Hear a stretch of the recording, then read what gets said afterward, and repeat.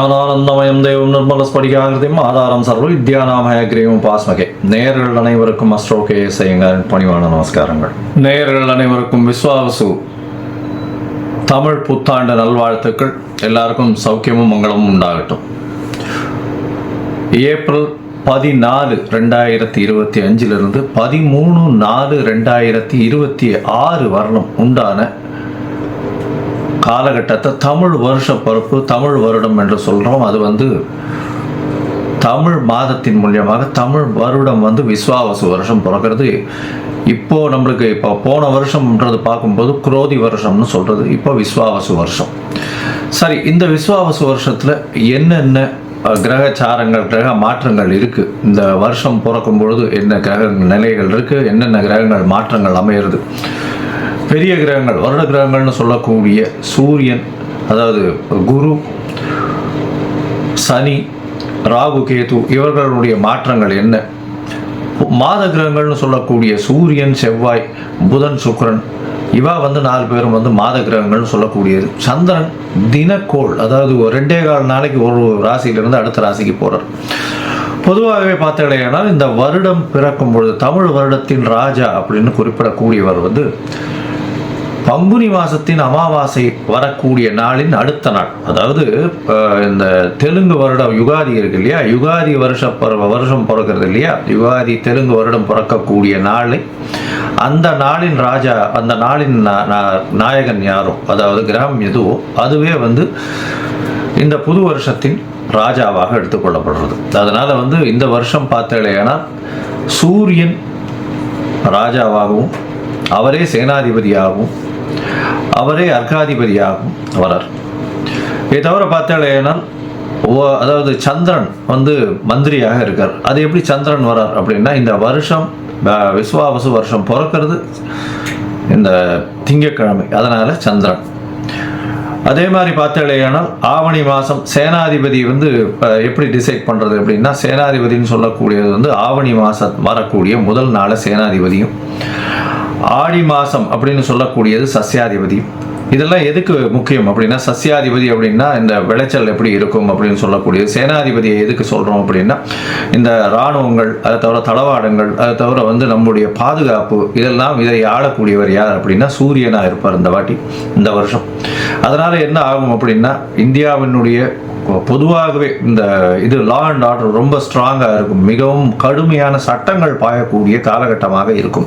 ஏன்னா சூரியனே ராஜாவாக இருக்கார். அதை தவிர வரிகள் கொஞ்சம் அதிகமாக இருக்கும், விலைவாசி கொஞ்சம் அதிகமாக போகக்கூடிய வாய்ப்புகள் நிச்சயமாக உண்டு. இதை தவிர பார்த்தாலேனா இந்த செவ்வாய்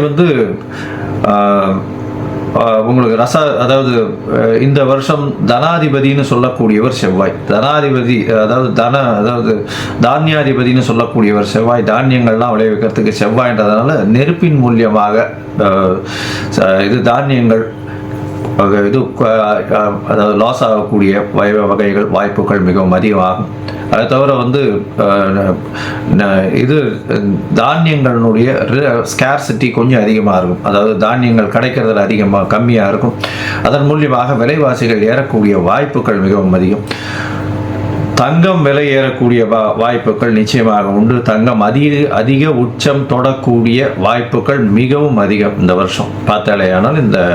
ஏன்னா குரு பகவான் 3ஆம் இடத்துல போகிறார். அது அவருடைய வீட்டையே வேற 9ஆம் இடத்த பாக்கியஸ்தானத்தையும் பார்க்கிறார். அதனால் தங்கத்தின் விலை அதிகமாக போகக்கூடிய வாய்ப்புகள் நிச்சயமாக இருக்கும். அதை தவிர பார்த்தீங்கன்னா இந்த வருஷம் மழை கொஞ்சம் அதிகமாகவே இருக்கும். ஆனால் தேவையான அளவிற்கு மேல் பெய்யும், தேவையான இடத்தில் பெய்யாமல் போகும். தேவையான இடத்தில் பெய்யாமல் போகும்னா நகரங்களில் கொஞ்சம் அதிகமாக பெய்யக்கூடியதாக இருக்கும். இதன் மூலியமாக இந்த வெள்ளம் வர்றது, அந்த மாதிரியான பிரச்சனைகள் கொஞ்சம் அதிகமாகவே இருக்கும். அதனால் தண்ணீர் பற்றாக்குறை சற்று இருக்கக்கூடிய காலகட்டமாகவே அமையும்.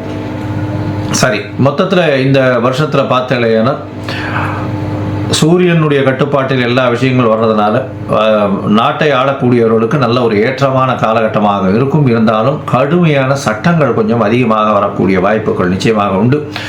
சனியும் ஆட்சியில் போயிருக்கார். இந்த வாட்டி கும்பத்திலேயே போய் ஆட்சியில் இருக்கிறது, மூலத்திரிகோண வீட்டில் இருக்கிறதுனால தொழிலாளர்களுக்கு மிகவும் கடினமான காலகட்டமாக இந்த வருஷம் அமைய போகிறது. பண பற்றாக்குறை கொஞ்சம் அதிகமாகவே இருக்கும். தொழிலாளர்கள் மத்தியில் பண வரத்து அதிகமாக இருக்காது. ஃப்ரீ ஃப்ளோ ஆஃப் மணி இருக்கிறதுக்கு வாய்ப்புகள் மிகவும் கம்மி. வியாபாரிகளுக்கு சற்று பின்னடைவு இருக்கும். ஏன்னா இந்த வருஷம் பிறக்கும் பொழுதே புதன் 12ஆம் இடத்துல நீச்சப்பட்டு போகிறார். விரயங்கள் வியாபாரிகளுக்கு கொஞ்சம் அதிகமாகவே இருக்கும். லாசஸ் கொஞ்சம் அதிகமாக இருக்கக்கூடிய வாய்ப்புகள் நிச்சயமாக உண்டு. இருந்தாலும் நீச்ச பங்கம் அடைகிறார், அதாவது விட்டு வெளியில் போகிறதுனால நல்ல ஏற்றங்கள் கிடைக்கக்கூடிய காலகட்டமாகவும் அமையும். வியாபாரத்தின் மூலியமாக இந்த ஷேர் மார்க்கெட் இண்டிசஸ்லாம் பார்த்தீங்கன்னா, ஷேர் மார்க்கெட் இண்டிசஸ்லாம் உள்நாட்டு உற்பத்தி வெளியில் போய் அது ஒரு பெரிய ஏற்றத்தை கொடுக்கும். இம்போர்ட் எக்ஸ்போர்ட் பிஸ்னஸ் ஒரு பெரிய மாற்றம், பெரிய உச்சத்தை தொடக்கூடிய வாய்ப்புகள் நிச்சயமாக உண்டு. மொத்தத்தில் பார்த்தோம்னா இந்த வருஷம் பெரிய ஏற்றம் நல்லபடியாக இருக்கும். பெண்களுக்கு மிகவும் ஏற்றமான வருஷம். பெண்கள் நல்ல எல்லா இடத்துலையும் ஒரு ஐகானிக் ப்ரெசன்டேஷன் இருப்பாங்க. ஏன்னா சுக்கிரன் உச்சம் பெற்று போயிருக்கக்கூடிய காலகட்டத்தில் இந்த வருஷம் பிறகுறது அது ஒரு பெரிய ஏற்றம். பரிவர்த்தனை யோகத்திலையும் பிறகுறது, அதாவது குருவின் பரிவர்த்தனையும் இருக்குது. அதனால் பணம், பெண்களின் கையில் பணம் ரொம்ப அதிகமாக இதுவாகும். அதாவது அதே மாதிரி இந்த களியாட்டங்கள்னு சொல்லக்கூடிய இந்த கிளாமர் இண்டஸ்ட்ரியில் கொஞ்சம் அதிகமாக செலவுகள் அதிகமாக இருக்கும். ஃப்ளாஷி இண்டஸ்ட்ரியில் கொஞ்சம் அதிகமாக இருக்கும். அது தவிர போதை வஸ்துக்கள், அது தவிர இந்த மதுபானங்கள் இதெல்லாம் அதிகமான விலை ஏறக்கூடிய, அதிகமாக கன்சியூம் பண்ணக்கூடிய வாய்ப்புகள் மிகவும் அதிகமாக இருக்கும். சரி, இந்த வருஷத்தினுடைய மாற்றங்கள் என்னென்ன அப்படின்றத பார்ப்போம். இந்த வருஷம் பிறக்கும் பொழுது பார்த்தோம்னா சூரியன், அதாவது சித்திர மாதம் அப்படின்றதுனால சூரியன் உச்சம் பெற்று மேஷத்தில் மேஷ ராசியில் இருக்க, காலபுருஷ தத்துவத்தின் 2ஆம் ராசியில் குரு, 4ஆம் ராசியில் அதாவது கடகத்தில் செவ்வாய் நீச்சப்பட்டும், கேது 6ஆம் இடத்திலும், சனி ஆட்சி மூலத்திரிகோணத்தோடு கும்பத்திலையும், அது தவிர ராகு, புதன், சுக்கிரன் இந்த 3 கிரகங்கள் மீனத்திலையும் இருக்கு. இந்த வருஷம் ஆரம்பிக்கும் பொழுது இந்த வருஷத்தின் வரக்கூடிய பெயர்ச்சிகள்னு பார்த்தோம்னா, முதல்ல வரக்கூடிய பெயர்ச்சி அப்படின்னா 26/4/2025 அன்னைக்கு ராகு கேது பெயர்றார். வாக்கிய பஞ்சாங்கம் பிரகாரம் ராகு பகவான் மீனத்திலிருந்து கும்பத்திலும், கேது கன்னியிலிருந்து சிம்மத்திலையும் வர. இந்த வருஷம் பார்த்தாலேயானால் குரு பெயர்ச்சி வருது. குரு 11/5/2025 குரு தன்னுடைய ரிஷப ராசியிலிருந்து மிதுன ராசிக்கு போகிறார். அதாவது அவர் பரிவர்த்தனை யோகத்தில் இருந்த ரிஷப ராசியிலிருந்து மிதுன ராசிக்கு போகிறார் குரு. இந்த வருஷத்தில் கடைசியில் மார்ச் 6ஆம் தேதி 2026ஆம் வருஷம் அப்போ சனியினுடைய மாற்றம் இருக்கு. சனி வாக்கிய பஞ்சாங்க பிரகாரம் 6/3/2026 அன்னைக்கு தான் மாறுறார். கும்பத்திலிருந்து மீனத்துக்கு போறார். இதுதான் இந்த வருஷத்தினுடைய வருட கிரகங்கள்னு சொல்லக்கூடிய குரு, ராகு, கேது, சனியினுடைய மாற்றங்கள். சரி, இந்த மாற்றங்கள் என்னென்ன ஏற்றங்களையும் இறக்கங்களையும் கொடுக்கும்? அதாவது மேஷம் முதல் மீனம் வரை உண்டான ராசிக்காரர்களுக்கு எப்படி இருக்கும் அப்படின்றத பார்க்கலாம். இது நடுவில் என்னுடைய மொபைல் நம்பர் ஸ்க்ராலிங்கில் வந்துட்டுருக்கும். உங்களுக்கு அஸ்ட்ராலாஜிக்கல் கன்சல்ட் தேவைப்பட்டதுன்னா நீங்கள் எனக்கு ஃபோன் பண்ணுங்க. உங்களுக்கு உண்டான அப்பாயின்மெண்ட்டை தரேன். உங்களுடைய date, time, place of birth, உங்களுடைய பெயர், தாய் தகப்பனார் பெயர் அனுப்பிச்சி வைங்க. என்னுடைய கட்டணம் என்னென்னு போடுறேன். அதுக்கப்புறம் உங்களுக்கு அப்பாயின்மெண்ட் தரேன். உங்களுடைய அப்பாயின்மெண்ட்டை போடும்போது உங்களுடைய ஹாரஸ்கோப் போடுவோம். ஹாரஸ்கோப்பில் சந்தி இருக்கான்னு முதல்ல பார்க்கணும். ஏன்னா நட்சத்திர சந்தி, பாத சந்தி, அது தவிர லக்ன சந்தி இதெல்லாம் இருந்ததுன்னா இந்த காலகட்டத்தில் நன்னா இருக்குன்னு நினச்சின்னு இருப்போம். ஆனால் நன்னா இருக்காது. எதனாலன்றதே புரியாது. உங்களுக்கு துலா லக்னமாக இருக்கும், நல்ல தசை நடக்கிறதுன்னு நினச்சின்னு இருப்போம். ஆனால் நல்ல தசையாகவே இருக்காது உங்களுக்கு. ஏன்னா அது லக்ன சந்தியாக வந்திருக்கும். விசாகம் 3ஆம் பாதம் நினச்சின்னு இருப்பீங்க, விசாகம் 4ஆம் பாதம் ரிச்சிக லக்னமாக இருக்கும். அதனால் நிறைய பேருக்கு என்கிட்ட வர்றவாளுக்கு 40, 45 வயசு, 50 வயசுலாம் இருக்கிறவாள்லாம் அவள் நட்சத்திரமே தெரியாமல் அவள் மிருகசீரிஷம்னு சொல்லிட்டு இருப்பா. மிருகசீரிஷம் 2ஆம் பாதம்னா ரிஷபத்தில் வரும், 3ஆம் பாதம்னா மிதுனத்தில் வரும். அதனால் அந்த மாற்றத்திலேயே அவர்கள் எதுக்கு யாருக்கு அர்ச்சனை பண்ணுறோம்னே தெரியாமல் பண்ணிட்டு இருப்பா. அதனால் சந்தி முதல்ல தெரிஞ்சுட்டு எந்த நட்சத்திரம், என்ன பாதம், என்ன லக்னம், என்ன லக்னத்தின் பாதம் அப்படின்றத தெரிஞ்சுட்டு அவர்களுக்கு இப்பொழுது ஏற்ற தசையாக இந்த காலகட்டத்தில் நடக்கக்கூடிய தசாபுக்தி, அந்தரம், சூக்ஷ்மம், அதை தவிர கோல்சாரம் எப்படி இருக்குது அப்படின்றத வச்சு அவர்களுடைய பலன்கள் எப்படி இருக்கும் அப்படின்றதையும் சொல்கிறேன். சரி, இப்போ மேஷம் முதல் மீனம் வரை விஸ்வாசு வருஷம் 2025-26 ஏப்ரல் 14 முதல் 2025 ஏப்ரல் 13 வரை 2026 வரையிலும் உண்டான பலன்கள் ஒன்றொன்னா பார்க்கலாம். மேஷம், அஸ்வனி, பரணி, கிருத்திகை இந்த 3 நட்சத்திரம் 9 பாதங்களை கொண்ட ராசி. ராசியின் அதிபதினு சொல்லக்கூடியவர் செவ்வாய். ராசிநாதன் இந்த மாதம் பிறக்கும் பொழுது 4ஆம் இடத்துல நீச்சப்பட்டு இருக்கார்.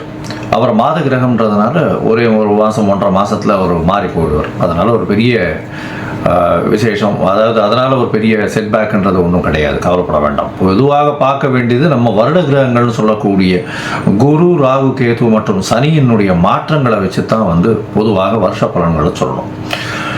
இந்த வருஷம் பார்த்தாலேயானால் வருஷம் பிறந்த உடனே ஒரு 10-15 நாளில் பார்த்தேன்னா உங்களுடைய ராசிக்கு இவ்வளவு நாள் 12ஆம் இடத்துல இருந்து பிரச்சனைகளை கொடுத்து கொண்டு இருக்கக்கூடிய ராகு, அதாவது உங்களுடைய தூக்கத்தை கெடுத்து, உங்களுடைய சுகத்தை கெடுத்து, உங்களுடைய வெளிநாட்டு பயணங்களை பிரச்சனைகளை கொடுத்து, அது தவிர உடல் நலத்தில் சற்று பிரச்சனைகளையும் கொடுத்திருந்த ராகு மற்றும் கேது 6ஆம் இடத்துல உடல் நலத்தில் பிரச்சனையை கொடுத்து அதிக கடனை வாங்க வச்சு இருந்த ராகு கேது உங்களுடைய ராசிக்கு 11ஆம் இடத்துல போகிறது பெரிய விசேஷம்.